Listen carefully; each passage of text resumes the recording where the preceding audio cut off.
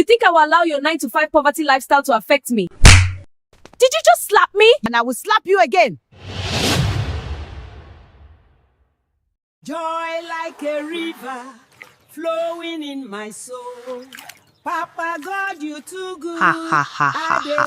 Chai. Now this is Madam Olisa, the downstairs neighbor. She had lived in this compound for 11 years. 11 years of making it work. The school runs, the early mornings, the long evenings, the market trips on Saturday, the church on Sunday. She was the kind of woman who ironed her children's uniforms the night before and set her alarm for 5:15 a.m., even though she never actually needed it because her body had long memorized the schedule. She had 2 children, one in secondary school and one in primary, and a job at a federal government Ministry of Information that required her to be seated before 7:30 or answer to a boss who kept a register. Her car was a silver Volkswagen Beetle 1990 model with a small dent on the rear bumper from a bus conductor who had no conscience and even less insurance. She loved that car. It was her freedom, her clock, her lifeline. And upstairs, yes, lived Cynthia. Nobody in the compound knew her surname. Driver, it's okay. Let's offload from here, please. A new tenant has come. Oh. With all these properties, is she planning to spend her eternity in this apartment? She had moved in months ago, arriving on a Saturday afternoon with a heavy loaded pickup that seems like forever is the deal, and more suitcases than anyone thought was reasonable for one person. She was 24, maybe 25, the kind of young lady who existed in a world that ran on a completely different time zone from the rest of Lagos. Her currency was followers. Her office was TikTok, Instagram, and Twitter and Snapchat. Her work hours are not dictatable. Her car was a black Hyundai Elantra, clean and perfumed, with pink fuzzy dice hanging from the rearview mirror and a sticker on the back windscreen that read, "Influencers/content creators. Move differently." Cynthia! The shout came at exactly 6:23 a.m. on a Monday morning in March. Madam Olisa stood at the bottom of the staircase in her work skirt and blouse, her handbag already on her shoulder, her children hovering behind her with their school bags like 2 small satellites. She stared at the black Elantra parked directly behind her Volkswagen Beetle. Not slightly, not at an angle, directly, like she used a ruler. Cynthia, I beg, come down and move your car. I don't have the whole day. Silence from upstairs. The kind of thick, sleeping silence that only belongs to someone who went to bed at 2 in the morning. Madam Olisa hissed, long and sharp, the sound of a woman rationing her patience. She pressed the staircase doorbell, once, twice, a third time with her whole thumb. Mommy, I think you should try calling her phone. Calling her phone? Am I her secretary? Is it my job to call her? She blocked my car. Let her come down here. But she called anyway, because time was not her friend. The phone rang 6 times before a voice answered, rough with sleep, confused, slightly irritated. Hello? Cynthia, it is Madam Olisa. Come and move your car, now. I'm running late. A pause. Okay, give me 2 minutes. 2 minutes? 2 minutes, K. I have been standing here for... But the line was already dead. Madam Olisa pulled the phone from her ear and looked at it the way one looks at something that has personally offended them. 14 minutes. 14. Cynthia appeared at the top of the staircase, a silk bonnet on her head, an oversized t-shirt, and slippers that slapped against the steps as she descended. Good morning, she murmured, not entirely to anyone. She got into the Elantra, reversed 3 feet, and waved vaguely as if to say, there, done. Then she padded back upstairs without another word. Madam Olisa bundled her children into the Volkswagen Beetle, reversed out, and drove out of that compound with the energy of a woman who had already fought one battle before the day had even properly started. This was not a one-time thing. This was every day. Monday through Friday, sometimes Saturday when Madam Olisa had market or church committee meetings. The car, the shout, the call, the 14, sometimes 18, once a catastrophic 22 minutes of waiting. By the 3rd week, Madam Olisa had tried everything reasonable. She had asked Cynthia directly, politely the first time, if she could please not park behind her. Cynthia had smiled and said of course, and then done it again that same night. She had even tried leaving a note on Cynthia's windscreen. Cynthia saw it, photographed it for her Instagram stories with the caption, compound drama loading, and received 4,612 likes and 1,287 comments. The compound had no official parking arrangement. The landlord, Alhaji Fashola, lived in Abuja and managed everything through a property agent who responded to messages with the energy of a man who had already retired emotionally. There was no lease clause about parking, there was no line painted on the ground, there was only the unwritten social contract of common sense, and Cynthia, it appeared, had never signed that particular document. But do you know the funny part? After every morning drama that seems like a compulsory morning meditation, Cynthia will set up her ring light to update her followers how it went between herself and Madam Ulisa. My babies, this is really exhausting. This woman is unwell. I mean, totally unwell. 6 in the morning. 6. She's outside shouting my name like I'm her house girl. Like, bestie, you chose to have children. You chose that schedule. Why is that my fault? The comments were flying. OMG, not the neighbor again. Skull. She sounds exhausting. Sis said, I am not your alarm clock. Lamao, this is every morning. Cynthia laughed at something in the comments, shaking her head. Every single morning. And the way she shouts, oh my God, even my ring light shook. I genuinely think she wakes up angry. Like some people they just wake up and choose chaos, and I refuse to absorb that energy. I really do. More comments, more laughing. You need to move, bestie. My woman king, please set an alarm and move the car before she wakes up. She sounds like my auntie, lol. Then, on a Thursday afternoon, Madam Olisa was at her desk in the ministry, eating her rice and stew from a flask and talking to her colleague, Mrs. Bankole. Madam Olisa, I be like say tomatoes no cost reach your side. Oh. For where? I get one new customer for Market Road, just opposite Access Bank. Then Mrs. Bankole suddenly stopped mid-sentence, busted into laughter that left Madam Olisa confused. Mrs. Bankole, sometimes you dey laugh like village woman. Oh, wetin be that? Madam Olisa, na TikTok I dey watch. Oh, na this thing dey finish my data now. Oh. Since BC put this TikTok for my phone, I know they miss trending gist. Oh yeah, now make I follow watch small. On the screen was a TikTok live stream. Cynthia in her room, her bonnet pushed back, her face moisturized and glowing in that careful, deliberate way that existed only for cameras. She was talking to the comment section. Madam Olisa was very still. The entitlement, by the way, Cynthia added, is generational. Like, I feel like older women in Nigeria specifically think the world should pause for them. Which, no love, the world does not pause.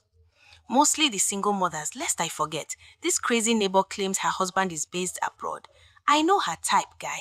She's a single mother, single to stupor. Her man probably left her due to her sour attitude. The comment section erupted. Madam Olisa put the phone down on the desk. She picked up her fork. She set the fork down again. She pressed both palms flat against the desk, looked at the window, and said nothing for a very long time. Mrs. Bankole leaned closer and asked in a low tone, Madam Olisa, are you all right? She called me a crazy neighbor on the internet with thousands of people watching her. Madam Olisa, what do you mean? 700 comments? They all feel she's right, really? And she even shamed me for being a single mother? Madam Olisa, make me understand what's going on. Madam Olisa stood up. She capped her flask. She straightened her blouse. She picked up her phone and for the first time, stretched it further to Mrs. Bankole. Put this TikTok in my phone. Madam Olisa, you are getting me worried though. Mrs. Bankole, that girl Cynthia is my upstairs neighbor. I'm the crazy neighbor she's talking about. Children nowadays, that's so rude of her. She doesn't know you are old enough to be her mother. Mrs. Bankole collected the phone. She started by installing the app. Then an account was created. Boom! Cynthia's TikTok handle was found. The handle was right there at Cindy Vibes Only. 79,000 followers. A highlight reel of outfits, makeup tutorials, restaurant reviews, and right there at the top of the page, pinned, a video titled Life in a Lagos Compound featuring my unhinged neighbor, story time, crying emoji, car emoji. 312,000 views in under 4 hours. Madam Olisa stared at that number for a long time. Then she put her phone in her bag, told Mrs. Bankole she was stepping out for air, and walked to the window at the end of the corridor, where she stood very quietly, looking out at the Lagos skyline, the rooftops, the water tanks, the tangle of wires, the haze of afternoon heat, while something cold and purposeful settled into the space behind her eyes. She had built her life around routine, discipline, and the simple dignity of a woman who asked for nothing she had not earned. She woke before the sun, she ironed small uniforms, she packed lunches, she sat in traffic, she managed her home and her children and her car and her 11 years on a delicate street with the quiet competence of a woman who simply handled things. And somewhere upstairs, in a room full of ring lights and pink fuzzy dice, a 24-year-old was using her life as entertainment. She took a long breath, let it out slowly. 312,000 people saw it. She went back to the office. Mrs. Bankole, what do you think I should do? She asked quietly. She has been doing it for weeks, Madam Olisa said. Her followers are calling me names. Strangers on the internet, Bankole, people I have never met in my life are calling me crazy. Am I really crazy? Madam Olisa, left for me alone, I will say, you cannot fight her on social media. That is her territory. She will always win there. Her followers will drag you, and even if you are right, you look like the aggressor, and that's likely to push you into depression. Mrs. Bankole, I'm already depressed seeing this alone, so I should just sit down and suffer? No. Mrs. Bankole leaned forward. You are going to outsmart her, quietly. Madam Olisa narrowed her eyes. Talk. Mrs. Bankole began explaining, slowly, like someone laying out tiles. The plan was almost elegant in its simplicity. A slow smile spread across Madam Olisa's face, the smile of a woman who has been patient for too long and has just found something sharp to hold. You are a genius. You suppose know that one since, nah? Mrs. Bankole added, feeling excited. Madam Olisa began the strategy immediately. Monday was almost easy. She got home by 5:30, parked outside the compound's fence, went inside and made her egusi soup with the calm of someone who had nothing to prove. She even watched one episode of her favorite series. 11:22, Cynthia's headlights swept across the ceiling. Madam Olisa heard the engine. She heard the gate. She put on her slippers, wrapped her robe around her, went outside, moved her car inside, parked neatly behind Cynthia's, and came back up. She slept soundly. Tuesday was fine too. Wednesday, she was tired from a long meeting and almost didn't hear Cynthia come in. She jolted awake at 11:40, fumbled for her keys, and shuffled outside half asleep, but she managed. By the second week, it was starting to wear on her. Thursday night, Cynthia didn't come home until almost midnight. Madam Olisa sat on the edge of her bed in the dark, phone in hand, refusing to sleep because she was afraid she'd miss the sound of the car. Her eyes were burning. She had a budget presentation at 8 the next morning. She kept thinking, just come home, just come home, just come home. The headlight came at 12:43. She moved the car. She came back inside. Meanwhile, upstairs, Cynthia was very much awake. She had settled into her routine of updating her followers the way some people updated their diaries, except her diary had 63,000 followers and a comment section. Okay, so update for my people, she said into her phone, lying across her bed, ring lights casting her in a warm amber glow. My crazy neighbor downstairs, yeah, Mama parking lot. Things have been very quiet lately, like suspiciously quiet. She's not knocking, she's not calling. I'm actually a little worried. She laughed, covering her mouth. Maybe she's finally accepted her fate. I don't know. But listen, my car is parked fine. I'm sleeping fine. Life is fine. God is good. Her followers were delighted. Finally found her sense, another commented. Mama parking lot has entered her healing era. Skull emoji. Don't trust the quiet ones, sis. Cynthia laughed at the comments, replied to a few, and went to sleep without a single suspicion in the world. The third week was when the cracks began to show. It was a Friday. Madam Olisa was already exhausted from the week, and she had gone to sleep by 9:30 without meaning to. She had told herself she was just resting her eyes. But sleep, when it comes for a tired woman, does not negotiate. She woke up at 2:17 in the morning with her mouth dry and the sudden horrible realization that she had not moved her car. She scrambled up, checked the compound through the window. Cynthia's car was inside, hers was still outside. She grabbed her keys and went downstairs, heart doing something uncomfortable in her chest. Outside, the street was dark and mostly empty. Her car was still there, untouched, but the sight of it alone sitting outside in the Lagos night made something tighten in her stomach. What if someone had taken it? What if someone had broken the side mirror? What if... She drove it in with trembling hands and locked everything twice before coming back inside. This was the third time she had forgotten.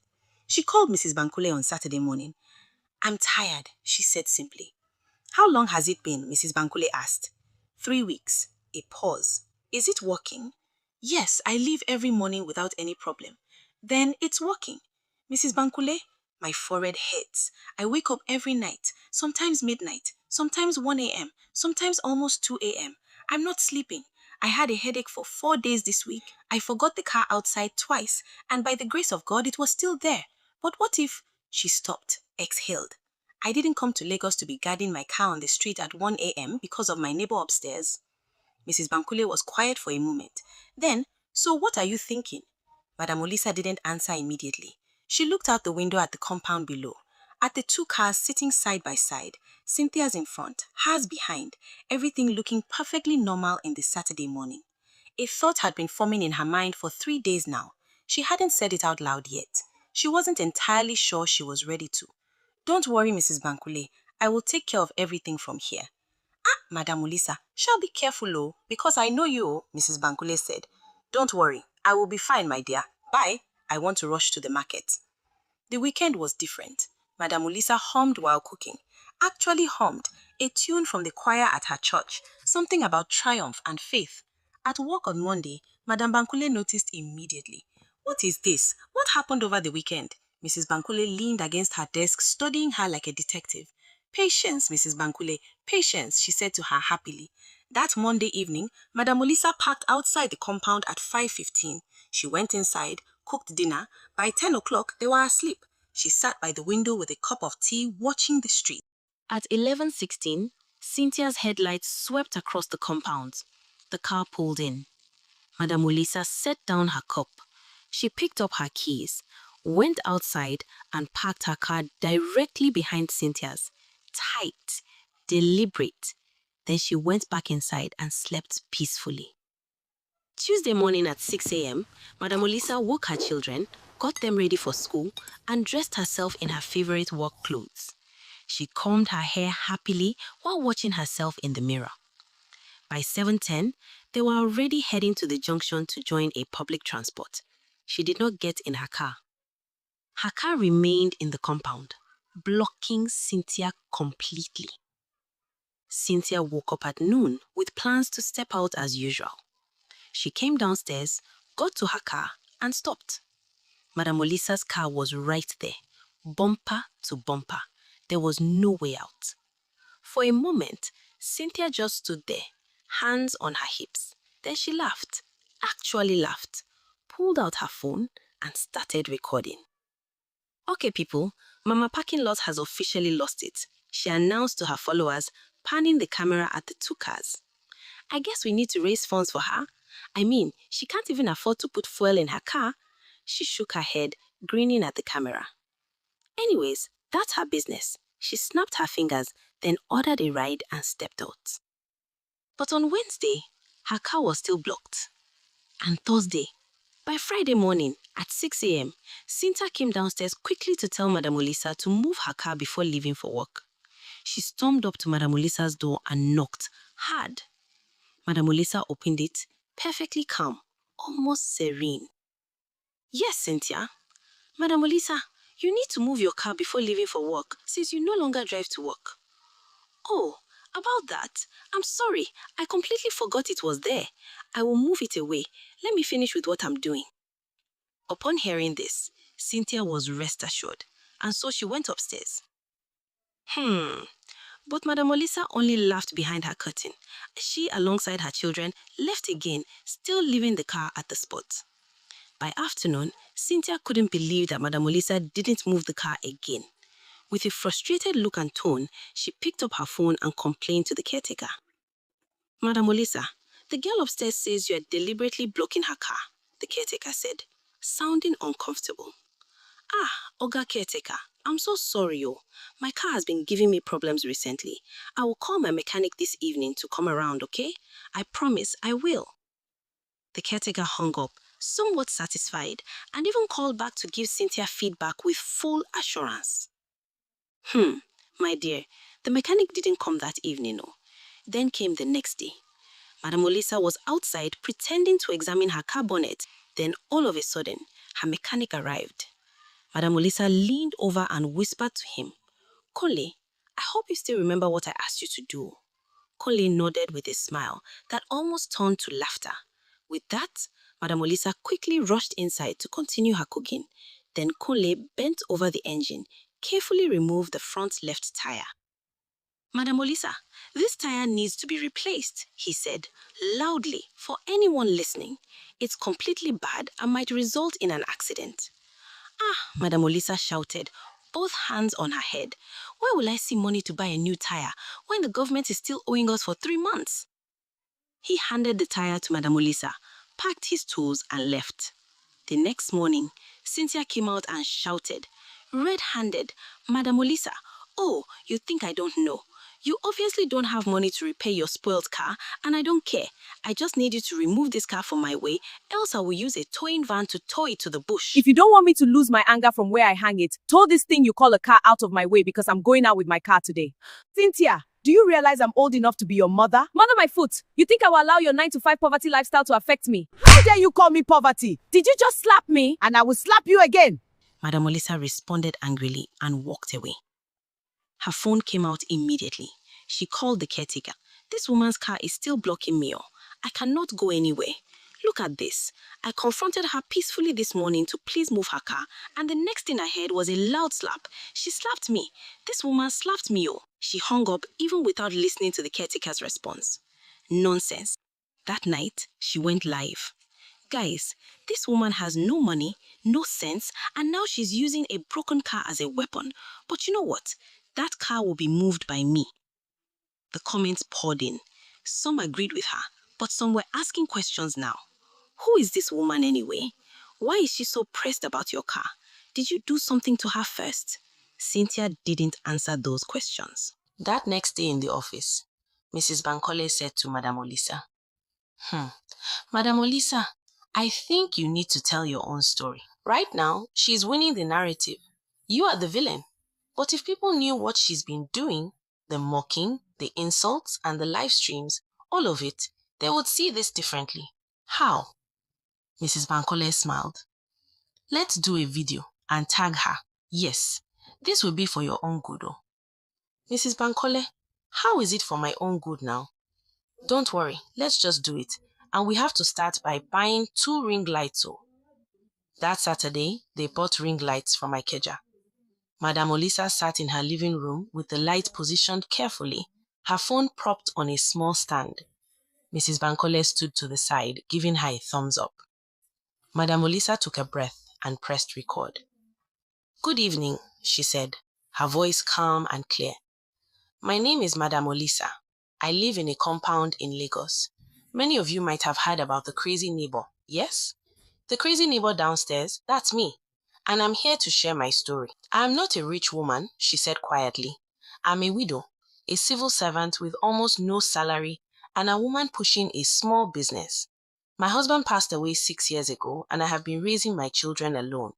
I work hard, I mind my business, but this girl decided I was entertainment for her followers.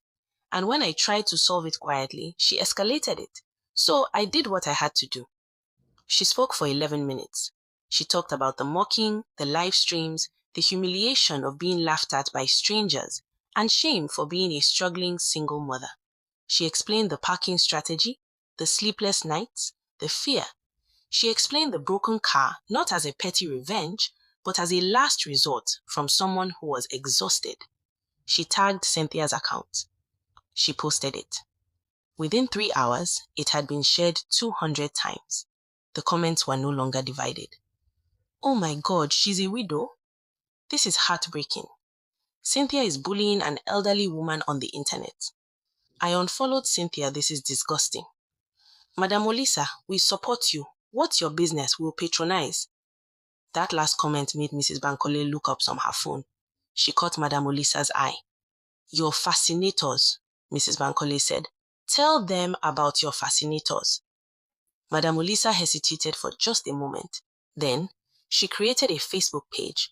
She posted pictures of the beautiful headpieces she made, the intricate beadwork, the elegant designs. She posted a TikTok showing her hands working on a piece, the camera close enough to see every detail. By Sunday morning, she had 16,000 followers on Facebook and 27,000 on TikTok. By Monday, she had received massive orders. By Wednesday, she couldn't believe her life was changing. People weren't just buying her fascinators, they were buying her story. They were rooting for her. In the comments, they asked about her children, they offered advice, they shared their own struggles as single mothers. Madam Olisa was no longer just the woman downstairs being blocked in the compound. She was a survivor, a businesswoman, a mother, a real person with a real life. And Cynthia's followers were quietly unsubscribing. The next morning, while still trying to control orders, a knock came in and it was Cynthia. She apologized and Madam Olisa gladly accepted. Then she picked up her phone, called her mechanic to come fix the tire. After that, she moved her car. Since that day, Cynthia always moves her car without waiting for Madam Olisa to call on her. And Madam Olisa became an influencer, marketer, and family lifestyle content creator. Moral lesson: never use someone else's struggle for entertainment. Respect, empathy, and consideration go a long way because what seems funny to you may be someone else's daily pain. Thank you for listening and watching Tales by Excess Joy. Don't forget to like, comment, share, and follow for more amazing stories.